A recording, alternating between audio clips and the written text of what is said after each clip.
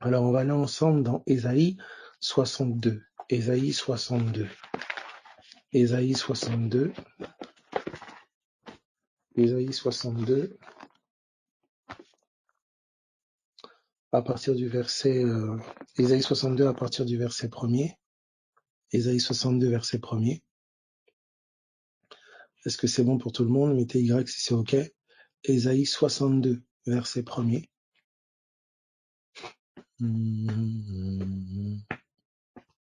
OK, nickel. Donc Ésaïe 62, verset 1er, regardez ce qui est dit. Pour l'amour de Sion, je ne me tairai point. Pour l'amour de Jérusalem, je ne prendrai point de repos. Et on avait vu ensemble que Sion était l'ombre de l'Église, ainsi que Jérusalem. Ensuite, jusqu'à ce que son salut paraisse comme l'aurore, et sa délivrance comme un flambeau qui s'allume. Alors les nations verront ton salut, et tous les rois ta gloire. Et l'on t'appellera d'un nom nouveau, que la bouche de l'Éternel déterminera. Tu seras une couronne éclatante dans la main de l'Éternel, un turban royal dans la main de ton Dieu. On ne te nommera plus délaissé, on ne nommera plus ta terre désolation, mais on t'appellera mon plaisir en elle, et l'on appellera ta terre épouse, car l'Éternel met son plaisir en toi, et ta terre aura un époux. D'accord? Donc on voit ici que la terre a un époux. Est-ce que ça va pour tout le monde? Ça va pour tout le monde? Voilà. La terre a un époux. D'accord? C'est fort ici. La terre a un époux. Et donc, ça va? Donc la terre a un époux. Donc si la terre a un époux, on n'a pas dit la terre a une épouse. On dit la terre a un époux. Ça voudrait dire que la terre est une femme. Est-ce que ça va jusque-là pour tout le monde? Ok. Alors, voilà. Donc là, on entre, voilà, on entre dans certaines... gloire à Dieu. Bref. Alors, la terre est une femme. D'accord? La terre est une femme. Allons maintenant donc dans Genèse. Genèse chapitre donc 4, à partir du verset 11. Genèse 4, 11, je lis. Mettez Y si c'est OK. Genèse 4, 11. Donc là, on a vu que la terre a un époux. Donc on a vu ensemble que la terre est une femme. D'accord? Maintenant, nous sommes dans Genèse 4, 11. Genèse 4, 11. Est-ce que c'est bon? OK, Genèse 4, 11. Donc je lis. Il est dit, et l'Éternel Dieu dit, qui t'a appris que tu es nu? Est-ce que tu as mangé de l'arbre dont je t'avais défendu de manger? Donc, qu'est-ce que je dis? Je suis dans Genèse 3, 11 là. Pardon, Genèse 4, 11. Maintenant, tu seras maudit de la terre qui a ouvert sa bouche pour recevoir de ta main le sang de ton frère. Donc, on voit ici que la terre a une bouche. Donc, on voit que c'est une femme qui a une bouche. D'accord? Est-ce que c'est bon? D'accord. Donc, un, on a vu que la terre était une femme parce qu'elle a un époux. Deux, on a vu que la terre ici a une bouche. Donc, c'est une femme qui a une bouche. Trois, nous allons dans Job, chapitre 1er à partir du verset 21. Il est dit ceci. Je suis sorti nu du ventre de ma mère. Je suis sorti nu du ventre de ma mère, et nu je retournerai dans le ventre de la terre. Je suis sorti nu du ventre de ma mère, et nu je retournerai dans le ventre de la terre. D'accord? Donc, on voit que la terre est une femme, la terre a une bouche, et la terre a un ventre. Est-ce que ça va jusque-là? Je dirais la terre est une personne, elle a une bouche, elle a un ventre. Est-ce que ça va jusque-là?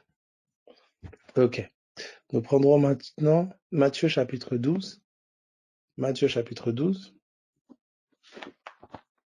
Matthieu chapitre 12. Matthieu chapitre 12 à partir du verset 38. Matthieu 12, 38. Est-ce que c'est bon pour tout le monde? Matthieu 12, 38. Oui, oui, c'est normal. Quelqu'un me dit, perso, moi j'ai sein et pas ventre. Mais c'est la même chose. Quand on dit sein, c'est pas sein dans le sens, c'est sein dans le sens de ventre, quoi. En son sein. C'est la même chose. Quand tu regardes dans le mot en grec, c'est la même chose. Alors regardez, donc je lis Matthieu, donc au chapitre 12, c'est ça, à partir du verset 38. Alors, quelques-uns des scribes des pharisiens prirent la parole et dirent, Maître, nous voudrions te voir faire un miracle. Il leur répondit, une génération méchante, adultère demande un miracle. Il ne lui sera donné d'autre miracle que celui du prophète Jonas. Car de même que Jonas fut 3 jours et 3 nuits dans le ventre d'un grand poisson, de même le Fils de l'homme sera 3 jours et 3 nuits dans le ventre de la terre. D'accord? Dans le sein de la terre. Ça va? Donc on voit ensemble que donc la terre est une femme qui a une bouche, qui a un ventre, et que Jésus devait passer 3 jours et 3 nuits dans le ventre de la terre. Ok. Donc la terre a une bouche, la terre a une bouche, c'est une personne, elle a un ventre, et on nous précise maintenant que Jésus a passé 3 jours et 3 nuits dans le ventre de la terre. D'accord? Il a passé 3 jours et 3 nuits dans le ventre de la terre. Ok. Donc on va maintenant dans 2 Pierre. Waouh. Ok. Ok. Oui, il y a plusieurs paramètres, mais c'est pas. Oh Seigneur. D'accord. Donc, on va prendre 2 Pierre. 2 Pierre ou 1 Pierre, attendez. Tac, tac, tac. C'est 2 Pierre ou 1 Pierre? Où es-tu? N'oubliez pas de couper les micros. Alors, attendez. Peter, il est où, Peter? Alors, tac, tac. Voilà. Donc, c'est 1 Pierre, pardon. 1 Pierre chapitre 3. 1 Pierre chapitre 3, à partir du verset 18. 1 Pierre 3, 18. Donc, on dit ceci. Christ aussi a souffert une fois pour les péchés, lui juste pour des injustes, afin de nous amener à Dieu. Il a été mis à mort quant à la chair et rendu vivant quant à l'esprit, dans lequel aussi il est allé prêcher aux esprits en prison, qui autrefois avaient été incrédules, lorsque la patience de Dieu se prolongeait au jour de Noé, pendant la construction de l'arche, dans laquelle un petit nombre de personnes, c'est-à-dire 8, furent sauvées à travers l'eau. Alors, il est en train de dire ici, ce texte est en train de dire que Jésus est allé en fait en prison, dans les régions inférieures. Quand il est mort, il a prêché en prison. Donc, on sait que il a passé 3 jours et 3 nuits dans le ventre de la terre. Et là, le ventre de la terre est apparenté à une prison. Ok. Alors, nous allons ensemble donc dans, on a vu avec Genèse, donc quand quelqu'un meurt, d'accord, d'après Genèse, tu as Abel est mort de la main de Caïn et il est descendu donc dans le ventre de la terre. D'accord, il est descendu dans le ventre de la terre. Alors on fait encore un zoom, nous allons dans 1 Samuel 28. Suivez très très attentivement. 1 Samuel 28 à partir du verset 3. 1 Samuel 28, 3. 1 Samuel 28, 3. Est-ce que c'est bon pour tout le monde? Mettez yes si c'est OK. OK, donc je lis. Samuel était mort. Tout Israël l'avait pleuré et on l'avait enterré à Rama. D'accord, donc ça c'est 1 Samuel 28, 3. Ensuite, nous sommes au verset 7. Nous allons au verset 7, 1 Samuel 28, 7. Et Saül dit à ses serviteurs, cherchez-moi une femme qui évoque les morts, qui appelle les morts, j'irai la consulter. D'accord? Verset 9. Nous allons au verset 9, 28, 9. La femme lui répondit, voici, tu sais ce que Saül a fait, comment il a retranché du pays ceux qui évoquent les morts, ceux qui prédisent l'avenir. Pourquoi donc tends-tu un piège à ma vie? Saül lui jura par l'Éternel en disant, l'Éternel est vivant, il ne t'arrivera point de mal. La femme dit, qui veux-tu que je te fasse monter? Qui veux-tu que je te fasse monter? Donc, et il répondit, fais-moi monter Samuel. Donc, on voit au verset 3 que Samuel était mort. C'est-à-dire, Samuel est descendu dans le ventre de la terre. Et ici, elle dit, qui veux-tu que je te fasse monter? C'est-à-dire, on comprend que le ventre de la terre, c'est en bas. Ok. Et que donc, quelqu'un qui est... Là, ici, on a une femme qui est dans le ventre de la terre. On a, pardon, Samuel qui est dans le ventre de la terre et qui a la capacité de remonter par cette femme. Je répète, on a Samuel qui est dans le ventre de la terre, il a la capacité de remonter par cette femme. Et notez, quand il remonte, la bouche de la femme est instrumentalisée par Samuel. Autrement dit, Samuel s'exprime au travers de la femme. Samuel parle au travers de la femme à Saül. Donc, je répète, quand Samuel remonte, donc du ventre à la bouche, oh là là. Quand Samuel remonte du ventre à la bouche, ça se traduit dans le naturel par une femme. C'est plus elle qui parle, mais Samuel qui parle à Saül directement. Donc la femme, la bouche de la femme est instrumentalisée pour que Samuel parle à Saül. Oui, il remonte, ouais. Si vous préférez, oui, vous pouvez dire il remonte en esprit, oui. Ça va pour tout le monde? Ok. Alors, maintenant, en fait, vous allez voir que c'est une réalité profondément spirituelle. C'est profondément spirituel. Et vous allez voir que, en fait, ce qui est vu dans le spirituel, ça prend une autre forme dans le naturel. Je répète, ce qui est vu dans le spirituel prend une autre forme dans le naturel. Alors, donc je résume. On a vu ensemble que la terre était une épouse. La terre était une femme. On a vu ensemble que la terre avait une bouche. On a vu ensemble que la terre avait un ventre. On a vu ensemble que Jésus est descendu dans le ventre de la terre 3 jours et 3 nuits. La terre a ouvert sa bouche. D'accord? Et Jésus est rentré dans le ventre de la terre. La terre a fait 3 jours et 3 nuits. Jésus, pardon, a fait 3 jours et 3 nuits dans le ventre de la terre. Maintenant, on nous dit que le ventre de la terre était une prison. Et on nous dit que le ventre de la terre, c'est sous terre. D'accord? Ok. Et on a quelqu'un, du coup, qui est dans le ventre de la terre. On a quelqu'un qui est dans le ventre de la terre et qui remonte à la surface. D'accord? On a quelqu'un qui est dans le ventre de la terre et qui remonte à la surface. Et quand celui-ci remonte à la surface, comment ça se traduit dans le naturel? Ben, on a une femme qui parle, Samuel parle au travers d'une femme, parle au travers de la bouche d'une femme. Donc, nous allons ensemble dans Apocalypse, dans le livre d'Apocalypse. Apocalypse. Amen, amen, amen. On va aller progressivement. Apocalypse. Apocalypse au chapitre...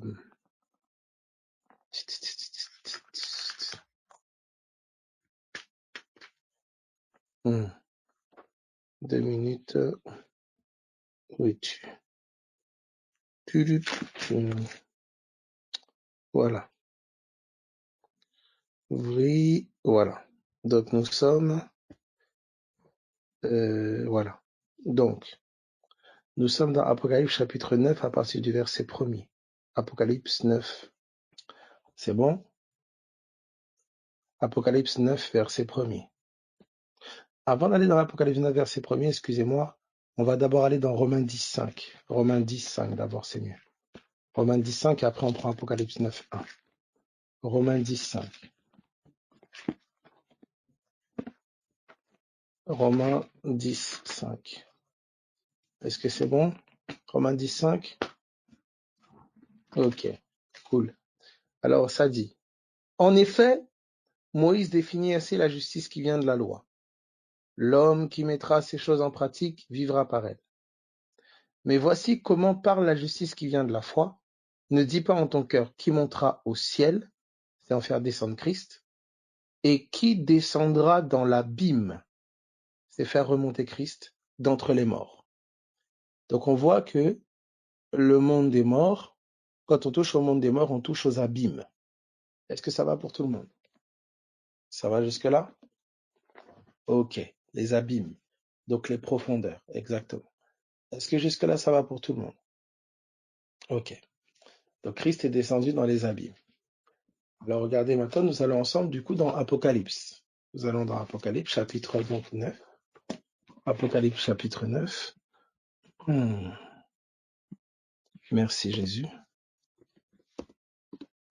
Apocalypse chapitre 9 à partir du verset 1er. Ok. Ok. Donc, je lis. Apocalypse 9:1. Regardez. Le 5e ange sonna de la trompette, et je vis une étoile qui était tombée du ciel sur la terre. La clé du puits de l'abîme lui fut donnée. La clé du puits de l'abîme lui fut donnée. Et elle ouvrit le puits de l'abîme, et il monta du puits une fumée comme la fumée d'une grande fournaise. Et le soleil et l'air furent obscurcis par la fumée du puits. Des sauterelles sortirent de la fumée et se répandirent sur la terre. Et il leur fut donné un pouvoir comme le pouvoir qu'ont les scorpions de la terre. Il leur fut dit de ne point faire de mal à l'herbe de la terre, ni à aucune verdure, ni à aucun arbre, mais seulement aux hommes qui n'avaient pas le sceau de Dieu sur le front. Il leur fut donné non de les tuer, mais de les tourmenter pendant 5 mois. Donc on voit ici que l'abîme, donc il y a une clé qui a ouvert, d'accord, le puits des abîmes, et ce qui était dans les profondeurs est remonté, notamment des sauterelles qui piquaient, hein, on voit ici clairement des démons, d'accord? Est-ce que ça va pour tout le monde jusque-là? Donc il y a des choses qui étaient dans les abîmes, esprits mauvais, démons, etc. Il y a une clé, hein, l'autorité, une clé, d'accord, qui a permis que le puits, d'accord, de l'abîme s'ouvre. D'accord? Sachez, un puits, on doit en tirer de l'eau. Hein, d'accord, bref, c'est une parenthèse. Donc, on a vu que le puits de l'abîme s'est ouvert et une multitude de choses sont sorties. Est-ce que ça va jusque-là pour tout le monde? Ok. Et vous vous souvenez très bien, quand vous lisez le livre d'Apocalypse, le ciel et la terre étaient... Donc, Dieu, au commencement, Dieu créa le ciel et la terre était informe et vide. On vous dit qu'il y avait des ténèbres, l'esprit mouvait au-dessus des eaux, il y avait des ténèbres à la surface de l'abîme. D'accord? Il y avait des ténèbres à la surface. Écoutez bien. À la surface de l'abîme. D'accord? Il y avait des ténèbres à la surface de l'abîme. Est-ce que jusque-là, ça va pour tout le monde? Tu vas avoir la place de ta bouche, mon ami. La bouche, la bouche, la bouche. Surface. Est-ce qu'on peut évoluer? Ne vous inquiétez pas, je suis en train de poser les pièces du puzzle, tout va se relier. Ça va? Alors, je t'ai montré que la terre avait une bouche, que la terre était une personne, que la terre avait une bouche, que la terre avait un ventre, que la terre en fait avait des profondeurs, que dans ces profondeurs-là, il y avait la mort, d'accord? Il y avait les abîmes. Je t'ai montré que ce qui est dans les profondeurs peut remonter à la surface. On l'a vu avec Samuel, on l'a vu avec cette clé, d'accord, qui a ouvert, d'accord, le puits pour faire remonter à la surface toute espèce d'esprit, etc. La clé, c'est tout simplement l'autorité. J'expliquerai. C'est l'autorité. D'accord? Donc, n'allez pas loin. Pour l'instant, j'ai parlé de la terre. N'essayez pas de faire le parallèle avec l'humain, non. J'ai dit la terre a une bouche. La terre a une bouche. La terre a donc des profondeurs, d'accord? Dans lequel donc a un ventre, dans lequel Christ est descendu. Il est resté 3 jours et 3 nuits dans le sein de la terre. Donc il est mort 3 jours et ensuite il est remonté à la surface. D'accord? Il était dans le ventre de la terre et il est remonté à la surface. D'accord? Samuel était dans le ventre de la terre, il est remonté à la surface. Il a parlé au travers de la nécromancienne. D'accord? Est-ce que jusque-là, ça va pour tout le monde? Et donc, j'ai montré qu'il n'y a pas que des morts qui pouvaient remonter à la surface, mais on a vu ensemble ici l'abîme, et on a vu que des démons sont remontés à la surface, des esprits sont remontés à la surface. Est-ce que c'est bon pour tout le monde? Ça va? Ok. Donc, ce qui est important que tu comprennes maintenant, c'est surtout cela avec le Christ en chair. Que se passe-t-il? Qu'est-ce que je suis en train de dire? D'accord? Qu'est-ce que je suis en train de dire? Je suis en train de dire ceci. Donc, je suis en train de dire que la terre a une bouche. D'accord? C'est absolument extraordinaire. Bref. Donc, je suis en train de dire que la terre a une bouche. D'accord? la terre a une bouche et la terre a un ventre. Ça va. Jusque-là, c'est pas la terre a une bouche, la terre a un ventre. Ça va jusque-là. Donc ça, là, bien sûr, ne rentre pas tes trucs mathématiques et scientifiques parce que, voilà, tu vas pas expliquer scientifiquement que la terre a une bouche. Donc là, tu mets ton cerveau de côté, tu te mets off et reçois la parole de Dieu. C'est bien sûr la terre dans son sens spirituel du terme. Alors, commence pas à gratter le sol et puis tu cherches une bouche. Là, vraiment, mes amis, nous serions, ce serait vraiment problématique. Ok. Alors, voici ce qui est dit maintenant. La terre, donc, a une bouche. Et la terre a un ventre. Et on a vu que le ventre de la terre égale abîme, profondeur. Et on a vu que euh, dans ce ventre de la terre-là, d'accord, il y a des morts qui peuvent remonter. Donc ventre, bouche. Et quand quelque chose remonte, d'accord? Non, non, non, non, je n'ai pas dit que la terre a une âme. Ouh là là là là. Non, non, non, non, non, non, non. Du calme. La question m'a effrayé. Non, non, non, non. Doucement. Laissons l'écriture, voilà, voilà, laissons l'écriture s'exprimer. C'est vraiment, vous savez, il ne faut jamais mettre les raisonnements dans l'écriture. Il faut la prendre telle qu'elle est. S'il y a une écriture qui dit la terre a une âme, on prend. Mais si c'est pas écrit, voilà. Il faut vraiment rester très scripturaire. Pour ça, j'ai dit que la terre a une bouche. J'ai dit que la terre a une bouche. J'ai dit que la terre a un ventre. J'ai dit que la terre, dans ce ventre-là, ben, Jésus, il a passé 3 jours et 3 nuits. Et Samuel est allé dans ce ventre. On a vu que c'était en bas, d'accord, dans les profondeurs. On a vu aussi que c'était appelé abîme, d'accord. Donc le ventre de la terre, c'est quelque chose. C'est appelé abîme. Des morts y sont. Ils peuvent remonter à la surface. Donc la surface, c'est la bouche, d'accord. Donc bouche, ventre. Est-ce que jusque-là, ça va plus ou moins? N'essayez pas de raisonner. Je vais donner les éléments qui vont. Vous allez comprendre où on va. Ok. Alors maintenant, regardez ceci. Au commencement, donc Dieu créa les cieux et la terre. Donc souvenez-vous, on nous dit qu'il y avait des ténèbres à la surface de l'abîme. Dieu dit que la lumière soit et la lumière fut. D'accord? Il y avait des ténèbres à la surface de l'abîme. D'accord? Maintenant, je vais prendre avec vous, tac, tac, tac, tac,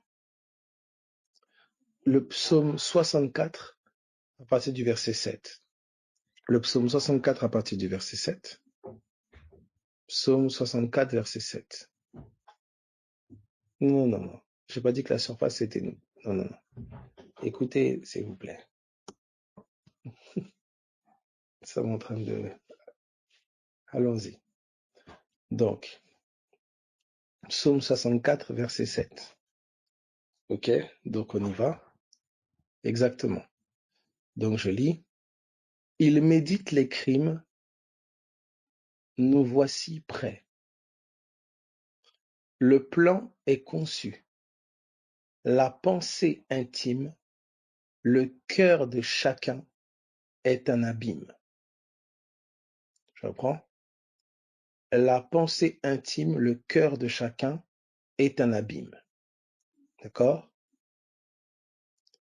Je reprends maintenant, nous pouvons prendre aussi Jonas, chapitre 2. Jonas, chapitre 2, à partir du verset 3. Mes amis, on va quelque part. Hein? Comme vous avez eu la force de rester quand même tard, nous permettant d'entrer dans des choses... voilà. Jonas, chapitre 2, verset 3, il est dit ceci. Tu m'as jeté dans l'abîme, dans le cœur de la mer. Dans le cœur de la mer. Alors écoutez attentivement. On voit ici que l'abîme est apparenté au cœur. D'accord? Et on a vu ensemble que l'abîme était apparenté au ventre de la terre. Donc là, on comprend que le ventre devient le cœur. Est-ce que jusque-là, ça va pour tout le monde? Tout le monde me suit jusque-là? OK. Donc, on comprend que spirituellement, ton cœur est un ventre, et vu aussi comme un ventre. D'accord? Et on te dira que c'est de l'abondance du cœur que la bouche parle. Alors maintenant, regardez ceci. Nous allons dans 2 Corinthiens chapitre 4 au verset 6. 2 Corinthiens 4, 6. Souvenez-vous, au commencement, il y avait des ténèbres à la surface de l'abîme. Je répète, il y avait des ténèbres à la surface de l'abîme. Qu'est-ce que Dieu a fait? Dieu dit que la lumière soit. Alors, allons dans 2 Corinthiens chapitre 4 au verset 6. 2 Corinthiens 4, 6. J'aimerais que tu comprennes comment Jésus est descendu dans les abîmes pour que tu comprennes comment Jésus descend dans ton cœur. Alors, allons ensemble. Nous sommes dans 2 Corinthiens 4, 6. 2 Corinthiens 4, 6. 2 Corinthiens 4, 6, donc je lis. Voici ce qui est dit. Car Dieu qui a dit la lumière brillera au sein des ténèbres, a fait briller la lumière dans nos cœurs. Dans nos cœurs. Donc, il a fait briller la lumière dans notre abîme. Souvenez-vous. Donc là, maintenant, qu'est-ce qui se passe? On passe d'un abîme et d'une terre qui est comme géante, dans laquelle Jésus est allé, il est allé dans les profondeurs, etc., à maintenant un abîme intérieur. Est-ce que tout le monde le voit, ça? Vous voyez comment l'apôtre Paul, vous voyez la lecture de l'apôtre Paul, très très très fort. L'apôtre Paul est en train de dire ici, le Dieu qui a dit que la lumière brillera au sein des ténèbres, donc les ténèbres étaient où? À la surface de l'abîme, ben, il a fait briller la lumière dans nos cœurs. Puisque le cœur de chacun est un abîme, il y avait des ténèbres dans nos cœurs. Et Dieu y a fait briller la lumière. Est-ce que quelqu'un comprend ce que je dis? Ça veut dire que Dieu dit que la lumière soit, d'accord? Il y avait, souvenez-vous, il y avait des ténèbres à la surface de l'abîme. Dieu dit que la lumière soit, il a fait briller la lumière au sein des ténèbres. D'accord? Exactement comme il est dit dans Psaume 64, 7, le cœur de chacun est un abîme. Et nos cœurs étaient dans les ténèbres, vous le savez. Et ici, l'apôtre Paul reprend le même verset de Genèse 1 pour dire que Dieu a fait briller la lumière dans nos cœurs. Il a fait briller la lumière dans nos cœurs. Donc maintenant, je vais vous montrer que, donc vous avez vu qu'on a vu ensemble que le cœur est un abîme, que Dieu a fait briller la lumière dans cet abîme-là, que le cœur, donc si c'est un abîme, il est apparenté aussi à un ventre, d'accord? Puisque c'est ce qu'on a vu avec la terre. La terre a un ventre, et ce ventre-là, c'est l'abîme, c'est le monde des morts, c'est là-bas que Christ est allé. Et en fait, intérieurement, c'est apparenté à notre cœur qui est un abîme dans lequel la mort régnait. Regardez maintenant ce qui va être dit à Ézéchiel. Prenez avec moi Ézéchiel, d'accord? Prenons ensemble Ézéchiel, et vous comprendrez du coup, lorsqu'on vous parle du sein d'Abraham, le ventre d'Abraham, on ira là-bas. Mais regardez maintenant ceci. En fait, il faut comprendre ce que je suis en train de dire là. Ce qui est extraordinaire, en fait, comme je le disais, souvenez-vous de l'exemple de la radio. Vous voyez, l'exemple de la radio que j'ai donné. Pour pouvoir regarder votre estomac, on le projette en grand. On le projette en grand. Vous voyez, votre cœur a comme été projeté en grand dans Genèse, en grand dans tout l'Ancien Testament. Le cœur de l'homme a été comme projeté en grand. Et Jésus est venu en chair, en fait, en grand format. Il est venu en chair, rentrant par la bouche de la terre, dans le sein de la terre, vivifiant tout ce qui était dans la terre. Il a prêché aux âmes en prison. Et il y a eu une résurrection. Il est ressorti par la bouche, mais de manière glorieuse. Exactement comme la parole vient, elle vient dans ta bouche, elle descend dans ton cœur, et elle ressort glorieuse. C'est pour ça que c'est en confessant de la bouche, en croyant du cœur, parce qu'elle va prêcher dans ton cœur. Vous voyez? Et elle ressort de ta bouche glorieuse. C'est le salut. Alors, est-ce que ça va? Est-ce qu'on évolue? Est-ce que ça va pour tout le monde? C'est pour ça, la parole de Dieu dans votre bouche, c'est la parole de Dieu à la surface. Et à mesure que vous la parlez, elle descend dans les profondeurs de votre cœur. Mais il y a des forteresses. Il y a des forteresses. Vous comprenez? Il y a des forteresses, il y a des puissances qui ne veulent pas, qui résistent à la connaissance de Dieu, qui résistent à la parole de Dieu. Comprenez? Et regardez, nous sommes regardez, nous sommes dans, qu'est-ce que je voulais prendre du coup là? Donc j'ai donné, tac, tac, tac, nous sommes dans Ézéchiel, je pense, exactement. Ézéchiel chapitre 3. Merci. Ézéchiel chapitre 3. Ézéchiel chapitre 3, à partir du verset, Ézéchiel chapitre 3, à partir du verset 1er. Ézéchiel 3.1. Ézéchiel 3.1. Ézéchiel 3.1. Donc je lis. Il me dit, fils de l'homme, mange ce que tu trouves, mange ce rouleau, et va, parle à la maison d'Israël. Donc on te demande de manger un rouleau. Donc vous comprenez que c'est pas avec la bouche physique que le rouleau est mangé, d'accord? Le rouleau, c'est la parole. Et regardez ce qui est dit. Il me dit, fils de l'homme, nourris, et verset 2, pardon, j'ouvris la bouche et il me fit manger ce rouleau. Il me dit, fils de l'homme, nourris ton ventre et remplis tes entrailles de ce rouleau que je te donne. Comment tu remplis ton ventre de la parole? Eh bien, c'est ce qu'on vient d'expliquer là. Quand tu comprends que le ventre, c'est le cœur. Est-ce que quelqu'un comprend ce que je dis? Vous notez? Ça veut dire qu'on dit à Ézéchiel, remplis ton ventre, remplis ton cœur. C'est quand le cœur est saturé de la parole. Ici, Ézéchiel, on lui dit, mange le rouleau, mange. Et on lui dit, remplis ton cœur, remplis tes entrailles. C'est-à-dire que quand le langage prophétique, le langage spirituel parle du ventre, il parle du cœur. En fait, quand il parle du ventre, il parle des entrailles, il parle du cœur. Vous voyez? Ton ventre spirituel, c'est ton cœur. C'est-à-dire ce que tu gardes dans ton cœur, c'est ce que tu gardes dans ton ventre. Oh, on commence à aller vers des choses intéressantes. Est-ce qu'on peut évoluer? Ok.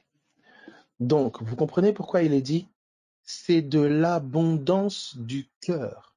C'est de l'abondance du cœur que la bouche parle. Ok. Alors, quelqu'un demande de réexpliquer 2 Corinthiens. Quoi exactement? Est-ce que vous avez vu tout le schéma depuis le départ? Parce que au début, on pose pièce par pièce et au fur et à mesure, vous voyez, le dessin, ça se dessine. Vous voyez? On a commencé par regarder juste la Terre. D'accord? La planète comme la Terre, en terre d'Israël, comme on la connaît, Jésus qui est venu en terre d'Israël, etc. Eretz. On a regardé la Terre, pas forcément mauvais, non. Alors, on regardait la Terre, d'accord? Et on a vu que la Terre a une bouche. Ok, la Terre a une bouche. Ensuite, on a vu la Terre, ok? On a évolué, on a vu que Jésus est descendu dans le ventre de la Terre. Donc, on a vu que le ventre de la Terre était en bas, pas en haut, qu'il est en bas. On a vu que Jésus est descendu dans le ventre de la terre, qu'il y a fait 3 jours et 3 nuits.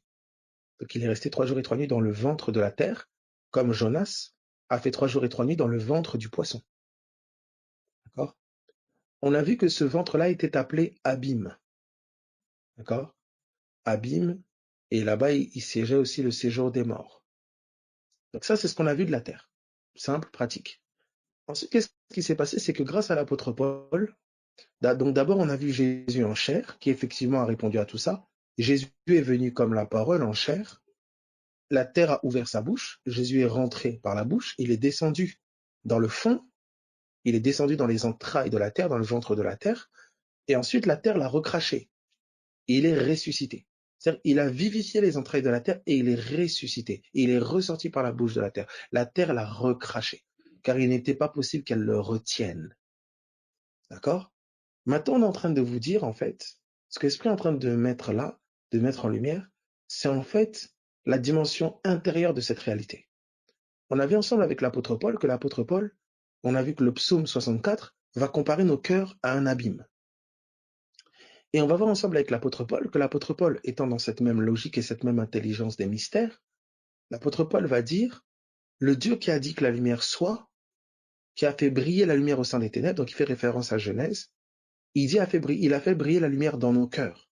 Donc, il compare bien nos cœurs aux abîmes à la surface desquels il y avait les ténèbres. Est-ce que tout le monde comprend ça? Vous voyez comment on passe d'un monde extérieur à un monde intérieur? Mon cœur devient l'abîme à la surface duquel il y avait les ténèbres. Et Dieu a fait briller la lumière dans mon cœur. Christ, bien sûr. Est-ce que ça va jusque-là pour tout le monde? Exactement, exactement, exactement, exactement. Quelqu'un dit c'est de l'abondance du ventre que ça remonte à la surface, à la bouche. C'est de l'abondance du cœur que la bouche parle. Et c'est exactement ça. Comprenez? Alors, donc, vous comprenez maintenant, on a vu avec l'abîme que l'abîme était apparenté au ventre. Donc, on a compris ensemble que le cœur, d'accord, puisque abîme, était un ventre. Donc, on est allé dans Ézéchiel et on a vu effectivement que Ézéchiel mange des paroles. Il mange un rouleau. Il mange des paroles. Et on lui dit de remplir son ventre. Et on sait, tu sais très bien que tu ne peux pas remplir ton ventre physique avec des rouleaux. D'accord? Donc, on comprend que quand il lui demande de remplir son ventre, il lui demande de remplir son cœur. Ok, ok. On arrive, on y arrive, on y arrive, on y arrive. Alors, maintenant, lorsque nous allons maintenant dans Proverbes. Proverbes au chapitre 4. Proverbes chapitre 18, pardon. Proverbes chapitre 18. Proverbes chapitre 18 au verset 4. Proverbes 18, 4. Exactement. C'est très fort ça. On passe de boire à être une source. Mais vous allez voir cela. Ça va encore très loin. Nous sommes dans Proverbe 18 à partir du verset 4. Regardez.